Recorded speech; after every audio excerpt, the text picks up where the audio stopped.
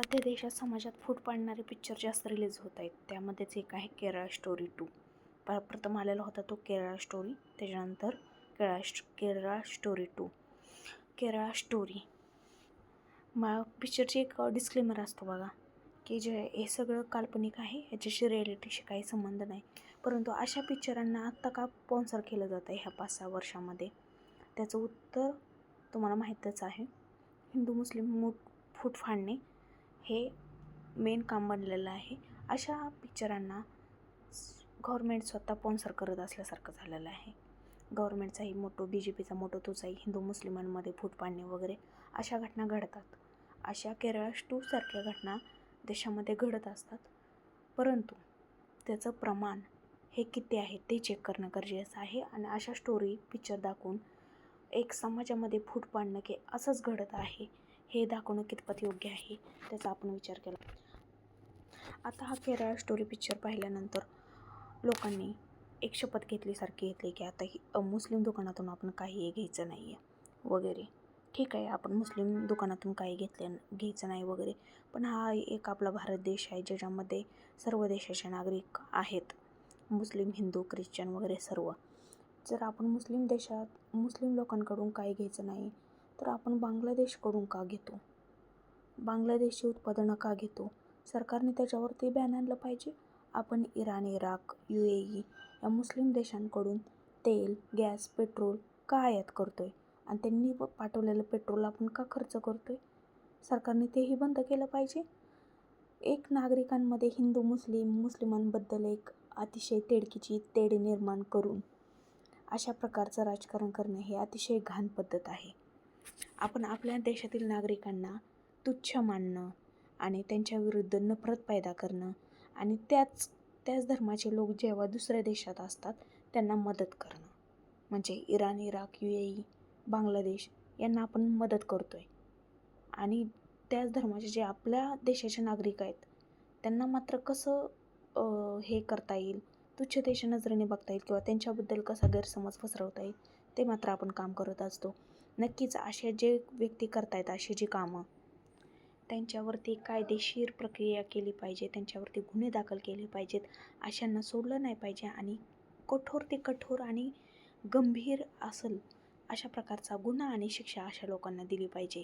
परंतु अशा लोकांमुळे पूर्ण एखाद्या समाजाला बदनाम करणं कितपत योग्य आहे? सपोज एखादी असेच आज अशोक खरात कॅप्टन आहेत, ज्योतिषीच्या नावाखाली 58 स्त्रियांवरती त्यांनी अन्याय केलेला आहे, हिंदू आहेत. अशा लोकांना ठेचून काढलं पाहिजे. अशा पण लोकांना, हिंदू असले तरी. तसेच मुस्लिमांमध्येही अशा लोकांना ठेचून काढलं पाहिजे. परंतु एक हिंदू असं करतो म्हणून आपण सगळ्या हिंदूंना जेटशी धरू शकत नाही. एक मुस्लिम असं करतो म्हणून आपण पूर्ण मुस्लिम समाजाला बेटशी धरू शकतो. आता आपले माननीय पंतप्रधान मोदी यांचं एप्स्टीन फाईलशी रिलेटेड नाव आलेलं आहे. त्याच्यामध्ये अल्पवयीन 4 ते 18 वर्षाच्या मुलींवरती लैंगिक अत्याचार, शोष, त्यांना प्रेग्नेंट करून अक्षरशः त्यात गर्भाचं राहिलेलं मांस खाण्यात आलेलं आहे. अशा प्रकरणाशी जेव्हा आपल्या पंतप्रधानांचं नाव आणि तसेच केंद्रीय मंत्री हरदीप सिंग पुरी यांचं नाव आलेलं आहे, तर त्याच्यावरती एप्स्टीन फाईल नावाचा सिनेमा होणार का? आणि तो नागरिकांना बघायला मिळणार? आणि त्याच्यावरती जर आपले सर्वोच्च नेतेपदी बसलेले नेते जर अशा प्रकारच्या घाण कृत्याशी संबंधित असतील तर एक हिंदू म्हणून आपल्याला काय वाटलं पाहिजे? मग काय हिंदू म्हणून आपण सगळ्या समाजाला आपण स्वतःच बदनाम करणार? नाही. अशी एक प्रकृती आणि एक असा नीच विचार हा एका व्यक्तीशी रिलेटेड असतो, पूर्ण समाजाशी नाही आहे. त्यामुळे अशी नीच कामं करणाऱ्या व्यक्तींना ठेचलं पाहिजे, कुठल्याही समाजाला ठेचू नये असं मला पर्सनली इंडिव्हिज्युअली वाटतं. कारण नीच वृत्ती ह्या त्या माणसामध्ये भरलेली असते आणि ती खोचून भरलेली असते. व्यक्ती हा कसा असू शकतो आपण सांगू शकत नाही. त्याची नीच प्रवृत्ती हा तो कोणत्याही कामातून दाखवून देत असतो. आता हे अमेरिकेचे राष्ट्राध्यक्ष डोनाल्ड ट्रम्प राष्ट्राध्यक्षपदावर बसलेले आहेत, पण नीच काम करण्यात मागं हटलेले नाही आहेत. यांचं एप्स्टीन फाईलमध्ये नाव आहे. अनेक लहान मुलींशी लैंगिक शोषण केलेल्यामध्ये नाव आहे.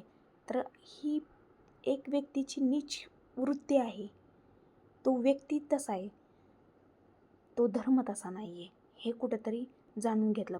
त्यानंतर अशा नीचकांडामध्ये असे मोठे मोठे व्यक्ती आलेले आहेत. बिल गेट्स आहेत, मायकल जॅक्सन यांचाही फोटो दिसत आहे. हा जेफ्री एप्स्टीन तर आहे.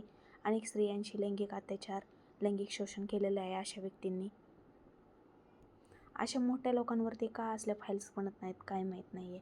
नेहमी समाजामध्ये फूट पाडण्याचं काम करणाऱ्या गोष्टींची फाईल्स बनवली जाते. बरं, केरळ स्टोरीमध्ये जो रेकॉर्ड दाखवलेला आहे, जो मूवी दाखवलेला सीन, तसं तर आपल्याला सरकारी गव्हर्नमेंटकडे कोणताही रेकॉर्ड नाही आहे की एवढ्या स्त्रिया गेलेल्या आहेत आणि त्यांची नावं ही डॅश डॅश एवढी आहेत आणि अशा स्त्रियांना किडनॅपिंग करून गेलेलं. हे फक्त मूव्हीमध्ये डिस्क्लेमर केलं आणि अशा मूव्हींना प्रेरित होऊन एक माणसाच्या मनामध्ये न्यूनगंड तयार केला जातो समाजाबद्दल. हे कुठेतरी अयोग्य वाटत. हे बघा, एप्स्टीन फाईलमध्ये एक भारतीय मुलगीसुद्धा शिकार झालेलं आहे. भारतातील कितीतरी मुली मिसिंग झालेल्या आहेत.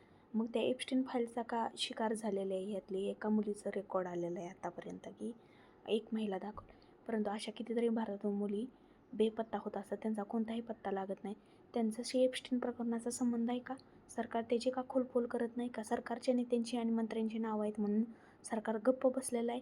स्वतः मंत्री त्याच्यामध्ये सामील आहेत, उच्चपदस्थ व्यक्ती सामील आहेत. अनिल अंबानींचं नाव आलेलं आहे आणि पंतप्रधानांचंही नाव या गोष्टीशी जोडलं गेलेलं आहे. तर ह्या गोष्टींवरती का मूवी बनत नाही आहे किंवा या गोष्टींवरती का बोललं जात नाही आहे? ही पण एक महत्त्वाचा प्रश्न. पंतप्रधान मोदी आणि अल्पवयीन शोषणाचा जो प्रकार आहे एप्स्टीन फाईलमधील, त्याचं सरकारने कोणतंही एक्सप्लेनेशन दिलेलं नाही आहे की या प्रकारामागे नेमके कुणाचा हात आहे, काय आहे. आणि स्वतः पंतप्रधान मोदींनी याच्यावरती एक शब्दही भाष्य केलेलं नाही आहे. सरकार या गोष्टी लपवून ठेवत आहे आणि ह्याच्यावरती कोणत्याही नेत्याची बोलण्याची हिंमत नाही आहे भाजपामध्ये. तर या गोष्टी का घडत आहेत? आणि हे एखाद्या मोठ्या व्यक्तीविषयीची गोष्ट नाही, तर अल्पवयीन मुलींची गोष्ट आहे, जी 4 ते 18 वर्षापर्यंतच्या मुलींवरती लैंगिक अत्याचार होते. एकीकडे तुम्ही बेटी बचाव आणि बेटी पढाओचा नारा देत आहे आणि दुसरीकडे अशा प्रकारचं घाणकृत्य करत आहे. ते समाजाला कुठंतरी माहिती पडलं पाहिजे की व्यक्तीचा चेहरा असतो, जसा दिसतो तसा असतोच असं नाही आहे. मग आपल्याला फक्त आतुरता त्याच गोष्टीची आहे की आता केरळ 2 नंतर आता एप्स्टीन फाईल्स 2 स्टोरी पिक्चर येणार की नाही येणार. बघूया सरकार काय काढतंय.